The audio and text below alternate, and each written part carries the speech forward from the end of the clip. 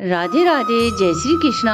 कहानी संग्रह में हमारे सभी दर्शकों का हार्दिक स्वागत है। दर्शकों, आज हम इस वीडियो को माध्यम बनाकर आप लोगों के लिए महाकालेश्वर ज्योतिर्लिंग की कथा लेकर आए हैं, जिसे सुनने सुनाने से महाकालेश्वर की कृपा से व्यक्ति के सभी मनोकामनाओं की पूर्ति होती है। कथा श्रवण करने से पूर्व यदि आप हमारे चैनल पर नए हैं तो सब्सक्राइब करें, वीडियो को शेयर एंड लाइक अवश्य करें।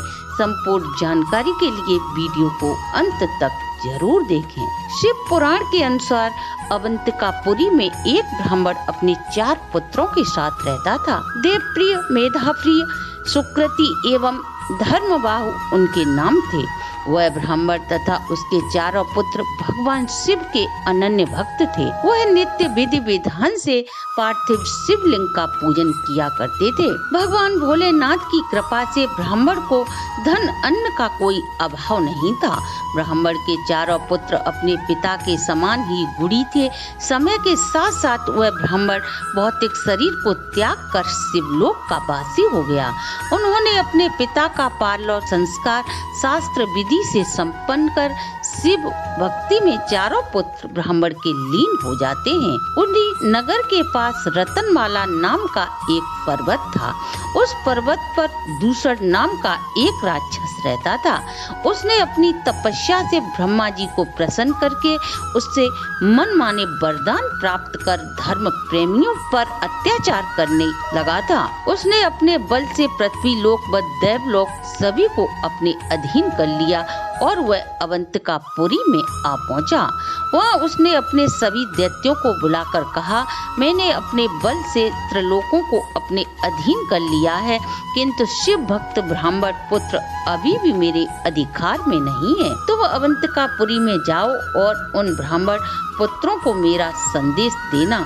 जो मेरे सामने समर्पण कर दे उसे छोड़ देना, और जो मेरी आज्ञा मानने से इनकार करे उसे कठोर दंड देना। दैत्य दूषण की आज्ञा पाते ही महाबलशाली दैत्य नगर में उपद्रव मचाने लगे। सभी नगरवासी एकत्रित होकर ब्राह्मण कुमारों की शरण में जा पहुँचे और बोले, हे शिव भक्त ब्राह्मण कुमारों, न जाने कहां से हमारे नगर में दैत्य प्रवेश कर गए हैं और हमें पूजा पाठ करने से रोक रहे हैं। आज्ञा का उल्लंघन करने पर वे मार काट मचा रहे हैं। अब आप ही इस मार्ग से निकलने का उपाय सुझाएं। हम सभी आपकी शरण में हैं। ब्राह्मण युवकों में शिव भक्ति का ऐसा तेज था कि वे दैत्य उनका सामना न कर सके। वह ब्राह्मण पुत्र बोले, हमारे पास आप लोगों की रक्षा करने के लिए सिर्फ तपस्या रूपी कवच है। हम भगवान भोलेनाथ से नगर की समस्त प्रजा की सलामती के लिए प्रार्थना करेंगे और प्रजा को आश्वासन दे।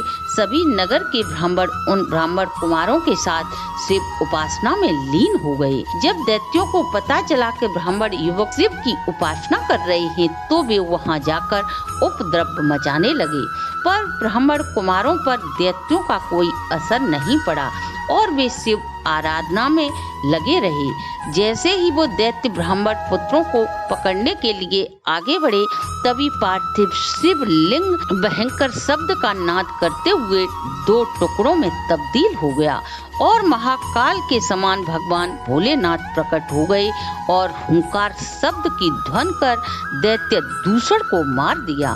भगवान शंकर को शिवलिंग से प्रकट हुआ देख सभी का शोक नष्ट हो गया और सभी भगवान भोलेनाथ के साक्षात दर्शन कर प्रसन्नता को प्राप्त हुए।